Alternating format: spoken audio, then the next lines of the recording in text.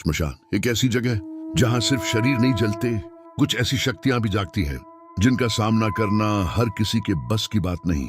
शमशान के भी अपने कायदे कानून है। शमशान की शक्तियां उन बंधनों में बंधी हुई हैं। अगर वो इन बंधनों को तोड़कर बाहरी जीवित लोगों पर आक्रामक होगी तो इसका दंड उन्हें भुगतना होगा। इसलिए ये शक्तियां कभी किसी का जानबूझकर अहित नहीं कर सकती, और परंतु अगर कोई बाहरी व्यक्ति उन पर अतिक्रमण करेगा तो उसे विनाश लीला देखनी होगी। ये घटना ऐसी ही सत्य घटना को आधार मानकर लिखी है। बाड़ाहाट के मणिकर्णिका शमशान में एक युवक आने वाला था जिसके बारे में काले वस्त्रों को धारण किया हुआ शक्ति साधक पहले से जानता था। वो मुझे अपनी ताकत का परिचय देने की कोशिश कर रहा था, पर मैं इस आदमी को तब से जानता था जब वो पहली बार मुझे मिला। तब वो मंदिर पर दान लेने आया था। उसके वस्त्र काले, जटा बिखरी हुई, माथे पर भस्म लगी हुई थी त्रिपुंड। देखने पर वो एकदम कोई तांत्रिक टाइप वेशभूषा पहने था, पर मैं पहली बार किसी ऐसे आदमी को नहीं देख रहा था। मैं काफी लोगों को देख चुका था। कई लोग तो शराब पीने के लिए भी इस तरह घर मंदिर में जाकर दान मांगने चले आते हैं, पर वो कुछ अलग था। उसकी आंखों का तेज कुछ अलग था। मैंने उसे कुछ पैसे दिए, जैसा कि मैं अक्सर सबको दे देता था। फिर वो चाहे उससे कुछ करें, वो उसके भाग्य के पैसे थे, परंतु उसने वो पैसे मुझे वापस दे दिया। उसने वो पैसे नहीं लिए। फिर वो मंदिर के गेट से ही काली माता की मूर्ति के सम्मुख अन्नपूर्णा स्तोत्र को गुनगुनाने लगा। नित्यानंद करी वराभय करी सौंदर्य रत्ना करी, निर्धूत अखिल घोर पावन करी, प्रत्यक्ष माहेश्वरी, प्रालयाचल वंश पावन करी, काशीपुराधीश्वरी, भिक्षा देही कृपावलंबन करी, माता अन्नपूर्णेश्वरी। इसके बाद उसने हाथ में भस्म निकली वो मंदिर की पहली सीढ़ी पर टच की और अपने भिक्षा पात्र में डाल दिया।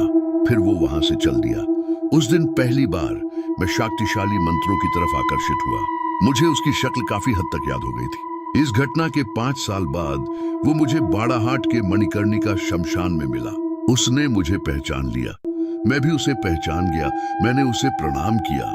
तब उसने कहा, तुम्हारी पिपासा और जिज्ञासा तुम्हें यहाँ खींच लाई। मैं जानता हूँ तुम क्या देखना चाहते हो। कुछ देर में एक युवक आएगा, तुम्हें कुछ टाइम मुझे देना होगा, लगभग 2 दिन। फिर तुमको मैं शमशान में मौजूद ताकतों की बस एक झलक दिखा सकता हूँ। इससे ज्यादा तुम्हारे समझ से बाहर है। मैंने पूछा, क्या आप अघोरी हैं? उसने नम्रता से कहा, शाक्त उपासक हूँ, देवी की आराधना करता हूँ। तभी एक युवक आया। उसने अपना नाम अजय बताया। वो काफी गंभीर मुद्रा में था, जैसे किसी बड़े संकट का सामना कर रहा हो। शाक्त साधक ने अपनी आंखों को बंद किया और ध्यान लगाकर कुछ बातें मेरे कान में बताई। उन्होंने कहा, इसका भाई प्रेतात्मा से पीड़ित है, इसके पीछे भी कारण है। वो अपने साथी के साथ बिना गुरु की आज्ञा के शमशानी शक्तियों को साधने चला गया। अंत में उसने कहा, अब तुम इससे पूछो। मैंने उससे पूछा, क्या हुआ भाई, परेशान दिखाई पड़ते हो? अजय जीवन में काफी परेशानियों को पार किया है, परंतु इस बार की दिक्कत कुछ अजीबोगरीब है। मेरे चचेरे भाई विमल को 2 माह से बुखार है। कोई भी दवाई फायदा नहीं कर रही। शहर के सभी अस्पतालों में उसका चेकअप किया जा चुका है, परंतु डॉक्टरों की पकड़ में उसकी बीमारी नहीं आ रही। उसके सभी रिपोर्ट नॉर्मल है। लड़का बस सूख सा गया है। 2 महीने पहले तक सब अच्छा चल रहा था। अचानक अमावस की अगली रात से बुखार 100 से 102 के बीच में रहने लगा।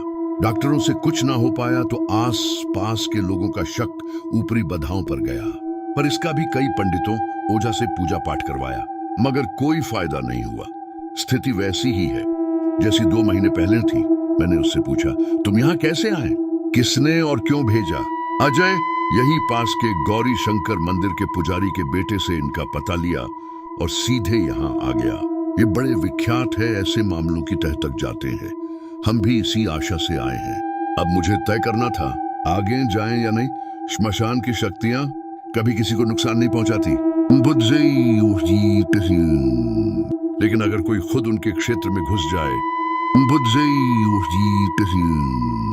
तो फिर वो सिर्फ एक खेल खेलती है, विनाश का खेल। अब मेरे सामने सिर्फ एक सवाल था, क्या मैं उन 2 दिनों के लिए तैयार हूं,